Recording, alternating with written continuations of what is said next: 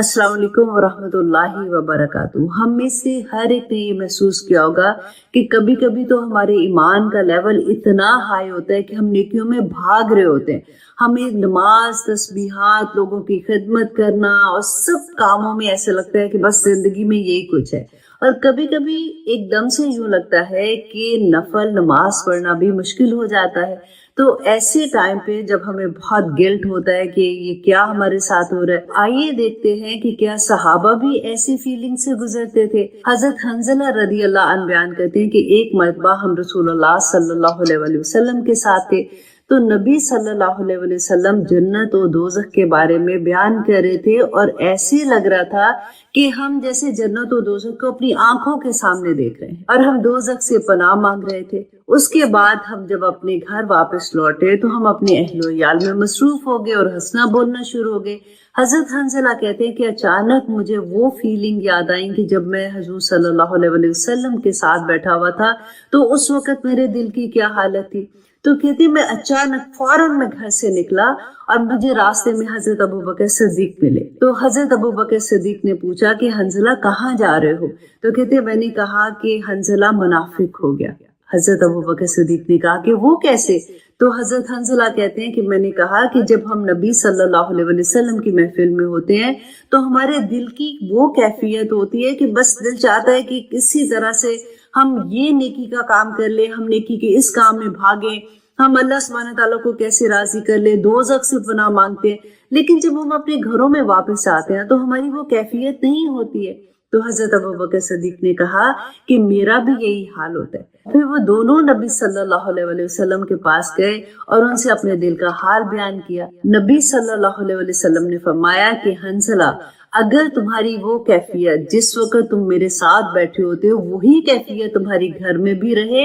और सारा वक्त तुम उस कैफियत में रहो तो बिस्तरों और रास्तों में फरिश्ते तुम्हारे साथ मुसाफा करें। अल्लाह अकबर। एक और हदीस से ये पता चलता है कि नबी सल्लल्लाहु अलैहि वसल्लम ने फरमाया कि ईमान की हालत हर वक्त एक जैसी नहीं होती है। और उस वक्त उन्होंने जो एग्जाम्पल दी थी वो चांद की एग्जाम्पल दी थी कि जैसे चांद घटता और बढ़ता रहता है, इसी तरह से ईमान का लेवल भी घटता और बढ़ता रहता है। अब हमें परेशान होने की जरूरत नहीं है। जिस वक्त हमें ये लगता है कि हम थोड़ा सा डाउन फील कर रहे हैं या हमारा ईमान का वो लेवल नहीं है तो हमें अपने आप को पुल बैक करना होगा और यही जहाद है। अल्लाह सुब्हानहू तआला हमें तौफीक अता करे कि हम नबी सल्लल्लाहु अलैहि वसल्लम के पैगाम को समझने वाले और अमल करने वाले बन जाए। आमीन सुम्मा आमीन। रसूलुल्लाह सल्लल्लाहु अलैहि वसल्लम ने फरमाया था ना कि नजर बरहक है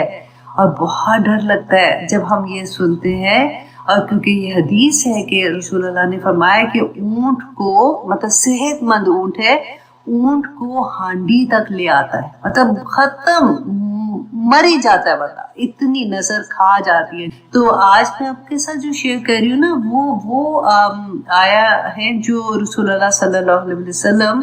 हजरत हसन और हुसैन रदी अल्लाह अन्हुमा पे दम किया करते थे जो पढ़ के। और फिर उन्होंने रसूलुल्लाह ने बताया कि यही आया जो है ये हजरत इब्राहिम अलैहिस्सलाम, हजरत इस्माइल और हजरत इसाक पर दम किया करते थे। सुनन इब्ने माजा की हदीस है 3525 कि हजरत अब्दुल्ला बिन अब्बास रदी अल्लाह अन्हु से रवायत है कि रसूलुल्लाह सल्लल्लाहु अलैहि वसल्लम हजरत हसन और हजरत हुसैन रदी अल्लाह अन्हुमा को दम करते थे तो यूं फरमाया करते थे, आऊज़ु बिकलिमातिल्लाहि ताम्मा। मैं इसलिए आराम से पढ़ रही हूँ ताकि आप लिख रहे होंगे तो आप लिख लेंगे। आऊज़ु कि मैं पनाह में आती हूँ या मैं पनाह में आता हूँ। तो जो भी पढ़ रहा है, औरत पढ़ी है या मर्द पढ़ रहा है, तो उसी तरह से उसको अपने ज़हन में आप रख सकते हैं। आऊज़ु बिकलिमातिल्लाहि ताम्मा कि मैं अल्लाह सुब्हानहू तआला के तमाम कलमात के वसीले से दुआ करती हूँ और मैं अल्लाह सुब्हानहू तआला की पनाह में आती हूँ। अब देखिए इतनी प्यारी ये बात लगती है क्योंकि कलमात जब हम कहते हैं ना तो कलमात क्या है कि अल्लाह सुब्हानहू तआला ने सूरत लुकमान की आयत नंबर 27 में, आप पढ़ के देखिएगा, लिख ले, सूरत लुकमान आयत नंबर 27, अल्लाह सुब्हानहू तआला ने फरमाया कि अगर पूरी दुनिया के दरख्त जो है ना वो कलम बन जाए और पूरे समंदर जो है जब से दुनिया बनी है और जब क़यामत तक वो स्याही बन जाए اور تم اللہ سبحانہ تعالیٰ کے کلمات، اللہ کی صفات، اللہ کی حمد، اللہ کی تعریف لکھنا شروع کرو تو، اور پھر اللہ سبحانہ تعالیٰ نے فرمایا کہ وہ ختم ہو جائے نا، اس کے بعد 7 گنا اس سے زیادہ قلم بن جائے اور سیاہی بن جائے، تب بھی تم اللہ کے کلمات نہیں لکھ سکتے ہو۔ میرا رب وہ ہے اللہ سبحانہ تعالیٰ، انہی کلمات، دیکھیں کتنی بڑی دعا ہے نا، کہ اس کے وسیلے سے اللہ سبحانہ تعالیٰ کی پناہ میں آتی ہوں۔ اعوذ بکلمات اللہ التامہ من کل شیطان وہامہ، من کل شیطان کے ہر شیطان سے، وہامہ، اور جسے کہتے ہیں نا کیڑے مکوڑے، زہریلے کیڑے مکوڑے، آج کل اگر اپنی زبان میں ہم بات کریں، وائرس ہوتا ہے، جیسے کرونا وائرس تھا، یا اس طرح سے کوئی بھی بیماری ہوتی ہے تو وائرس ہی تو ہوتا ہے نا، فلو بھی وائرس ہے، تو ہر طرح کے وائرس ہو جاتے ہیں، تو اس سے اللہ سبحانہ تعالیٰ کی پناہ مانگتی ہوں۔ اور پھر وَمِن کُلِّ عَيْنٍ لَامَّةٍ، اور ہر وہ دیوانہ کر دینے والی، ہر وہ آنکھ جو حسد کرنے والی ہے، ہر وہ آنکھ جو تکلیف دینے والی ہے، اس سے اللہ کی پناہ میں آتی ہوں۔ بہت پیاری دعا ہے کہ اعوذ بکلمات اللہ التامہ من کل شیطان وہامہ ومن کل عین لامہ، عین لامہ کہ ہر وہ آنکھ جو تکلیف دینے والی ہوتی ہے، جس سے جو نظر کھا جانے والی آنکھ ہوتی ہے نا، ہر اس نگاہ سے اللہ سبحانہ تعالیٰ کی پناہ میں آتی ہوں۔ تو اس لیے آپ یاد کر لیں، اور یہی دعا کر کے آپ اپنے اوپر بھی دم کر سکتے ہیں، بچوں پر بھی کر سکتے ہیں، کسی کے اوپر بھی جس پہ آپ کو لگے، کیونکہ دیکھیے پہلے زمانے میں تو اتنا یہ نہیں ہوتا تھا، اب تو میڈیا کی وجہ سے نا، کیونکہ ہم پوسٹ کر دیتے ہیں ایسی چیزیں جس سے نظر لگ جاتی ہے۔ کبھی ہوتا ہے کہ بچوں کی پیاری پیاری چیزیں ہوتی ہیں، یا پھر ہم اپنی ہسبینڈ اینڈ وائف کی چیزیں ہوتی ہیں، وہ دیکھیے کئی دفعہ ہوتا ہے کہ اصل تو پوسٹ نہیں ہو رہا ہوتا نا، جو گھر میں لڑائی بھی ہے تو گھر میں سکون بھی ہے، تو خوشی بھی ہے، تو غمی بھی ہے، زندگی تو اسی کا نام ہے۔ لیکن جب ہم پوسٹ کرتے ہیں تو ہم کبھی بری چیز نہیں پوسٹ کرتے، صرف ہم اچھی چیزیں پوسٹ کریں گے۔ اس سے کیا ہوتا ہے کہ اللہ نہ کرے کسی کا دل دکھا ہوا ہے، یا کسی کا گھر خراب ہو رہا ہے، یا کسی کے پاس اولاد نہیں ہے، یا کوئی بھی ریزن آپ سوچیں، تو وہ آٹومیٹیکلی انسان ہے نا، تو یہ ہوتا ہے کہ دیکھو یہ تو میرے ساتھ کی تھی، یا میرے اسکول میں تھی، یا میری کلاس فیلو تھی، یا میری رشتہ دار تھی، تو دیکھو میری بہن تھی، فار ایگزامپل کزن تھی، کوئی بھی ہے، تو اس کو دیکھو کتنی خوشیاں، اور میرا کیا حال ہے، نظر لگ جاتی ہے۔ بہت بڑی خوشخبری ان تمام لوگوں کے لیے جو نبی صلی اللہ علیہ وسلم کی احادیث کو دوسرے لوگوں تک شیئر کرتے ہیں۔ دیکھیے ہم میں سے ہر ایک کو یہ شوق ہوتا ہے کہ ہمارا چہرہ تر و تازہ لگے، اور اس کے لیے بعض لوگ تو ہزاروں ڈالر خرچ کر دیتے ہیں، لیکن آپ یہ دیکھیے کہ نبی صلی اللہ علیہ وسلم نے اس کے لیے کیا فرمایا ہے۔ جامع ترمذی کی حدیث نمبر 2657 اور ابن ماجہ کی حدیث نمبر 232 میں ہے کہ ابن مسعود رضی اللہ عنہ بیان کرتے ہیں کہ نبی صلی اللہ علیہ وسلم نے فرمایا کہ اللہ اس شخص کے چہرے کو تر و تازہ رکھے جس نے ہم سے کوئی حدیث سنی، اور جس طرح سے اس نے سنی اسی طرح سے دوسرے تک پہنچا دیا،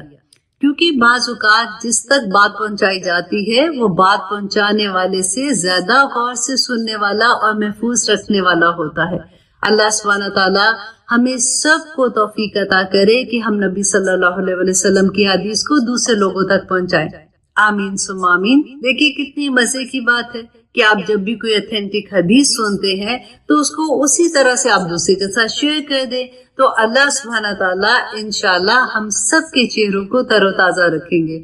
جو ہے وہ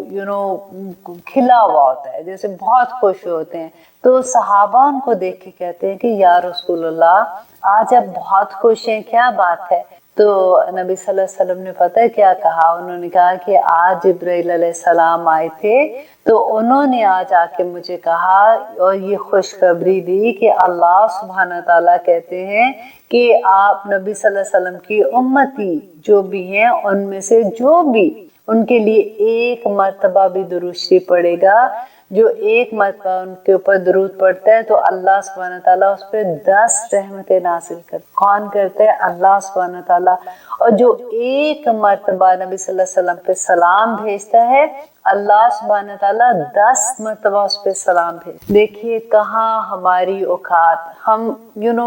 ہم پڑھے تو کیا پڑھے والی بات ہے نا، کہ ہم تو انسان کیا کر سکتا ہے، اور کہاں اللہ سبحانہ تعالیٰ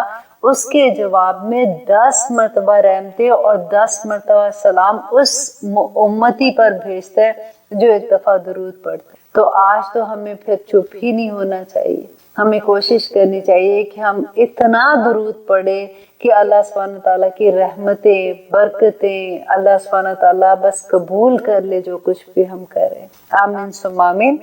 لاسٹ ٹائم ہم نے وضو کے بارے میں بھی بہت ڈیٹیل میں پڑھا تھا کہ جب ہم وضو کرتے ہیں تو ہمارے تمام صغیرہ گناہ جو ہیں وہ ہمارے ہاتھ سے، ہماری آنکھوں سے، ہمارے پاؤں سے، کہ ہم چل کے اگر کسی ایسی جگہوں پہ جاتے ہیں، ہماری زبان سے جو ہم کرتے ہیں گناہ، اور جب ہمارے کان سنتے ہیں، وہ سارے کے سارے دھل جاتے ہیں جب ہم وضو کرتے ہیں۔ اور پھر ہم نے یہ بھی پڑھا تھا کہ وضو کے بعد جو ہم دعائیں کرتے ہیں تو اللہ سبحانہ تعالیٰ کی کیا خوشخبریاں ہیں کہ قیامت کے دن جو وضو کے بعد جو دعائیں جو لاسٹ ٹائم ہم نے کہی تھی وہ پڑھتے ہیں تو اللہ سبحانہ تعالیٰ کہتے ہیں کہ جو جنت کے 8 کے 8 دروازے اس کے لیے کھل جائیں گے، اور ہر دروازے اس کو پکارے گا کہ میری طرف سے اندر، میری سائڈ سے اندر آ جائے۔ تو اللہ سبحانہ تعالیٰ کہ اتنے کرم دیکھیں کہ پھر آج کی حدیث میں آپ کے ساتھ شیئر کروں گی۔ اب وضو کے بارے میں ابو ہریرہ روایت کرتے ہیں کہ نبی صلی اللہ علیہ وسلم ایک دن ایک قبرستان میں داخل ہوئے تو وہاں پہ انہوں نے کہا السلام علیکم دار قوم مومنین وَإِنَّا انشاءاللہ بکم لاحقون، کہ ان گھروں میں رہنے والے مومنوں تم پر سلامتی ہو، اگر اللہ نے چاہا تو ہم بھی یقیناً تمہارے پاس پہنچنے والے ہیں۔ اب دیکھیے کہ قبرستان جب ہم جاتے ہیں تو سب سے پہلے سلام کرنا، سلام کس کو کی جاتی ہے؟ جو آگے سے جواب دیتا ہے۔ اب دیکھیے جیسے کہتے ہیں نا کہ اگر کوئی باتھ روم میں ہوتا ہے تو ہم اس کو سلام نہیں کر سکتے کیونکہ وہ جواب نہیں دیتا، یا کوئی کھانا کھا رہا ہے تو اس وقت اس کو سلام نہیں کرتے تاکہ اس کو کہیں چوک نہیں ہو جائے یا اس طرح سے، تو ہم سلام نہیں کرتے۔ سلام کس کو کیا جاتا ہے؟ جو جواب دیتا ہے۔ اور جب ہم قبرستان جاتے ہیں تو ہمارے جتنے بھی لو ونس ہیں، تمام مومن مسلمان جو وہاں پہ ہیں وہ سلام کا جواب دیتے ہیں، اس سے یہ ظاہر ہوتا ہے نا۔ تو پھر دیکھیے کہ اس کے بعد نبی صلی اللہ علیہ وسلم نے کہا کہ میری خواہش تھی کہ میں اپنے بھائیوں کو دیکھتا، تو صحابہ نے کہا کہ یا رسول اللہ ہم آپ کے بھائی نہیں ہیں، تو نبی صلی اللہ علیہ وسلم نے کہا کہ تم تو میرے صحاب ہو، مطلب میرے ساتھی ہو، اور میرے بھائی وہ ہیں جو میرے بعد آئیں گے، مطلب کون ہے؟ جیسے میں اور آپ، اور بعد میں نبی صلی اللہ علیہ وسلم کے بعد جو بھی مومن مسلمان آئیں گے وہ نبی صلی اللہ علیہ وسلم کے ساتھی، مطلب ان کے بھائی ہیں۔ تو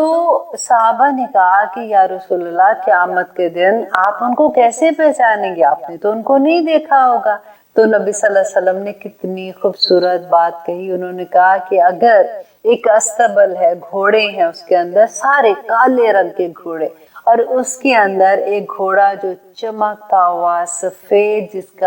جس کا چہرہ، جس کے ہاتھ اور جس کے پاؤں چمک رہے ہوں گے، کیا تم اس کو پہچانو گے نہیں؟ تو انہوں نے کہا کیوں نہیں یا رسول اللہ، ہم اس کو ضرور پہچان لیں گے۔ تو نبی صلی اللہ علیہ وسلم نے کہا کہ قیامت کے دن میرے امتی جو وضو کریں گے، جیسے ان کا چہرہ، ان کے ہاتھ اور ان کے پاؤں جو وضو کے آثار ہوں گے وہ چمک رہے ہوں گے، سفید چمک رہے ہوں گے، اور میں اس سے اپنی امت کے لوگوں کو پہچان لوں گا، اور میں اس سے پہلے حوض کوثر پہ ان کا انتظار کروں گا۔ تو اس لیے میں آپ کے ساتھ اس لیے یہ شیئر کرنا چاہ رہی تھی کہ کیونکہ اب سردیاں آ رہی ہیں تو ہمیں یوزلی سستی ہوتی ہے کہ ہائے وضو کرنا ہے، ٹھنڈ ہے، بستر سے نکل رہے ہیں۔ اب ہر ایک کے حالات تو ایک جیسے نہیں ہوتے۔ آپ دیکھیں کہ ہم میں سے اتنے مسلمان ہیں جو جھگیوں میں بھی رہتے ہیں، ایسے بھی ہیں کہ جو جن کے پاس پانی اتنی ٹھنڈ ہوتی، برف گر رہی ہوتی ہے اور وہاں پہ بھی پانی کا انتظام اس طرح سے پراپر نہیں ہوتا. تو ہر لیول پہ سوچیے، اور آپ دیکھیے کہ جو پھر وضو کرے گا تو کتنا ثواب اس کو ملے گا. اللہ سبحانہ تعالیٰ بس ہمیں عمل کرنے والا بنا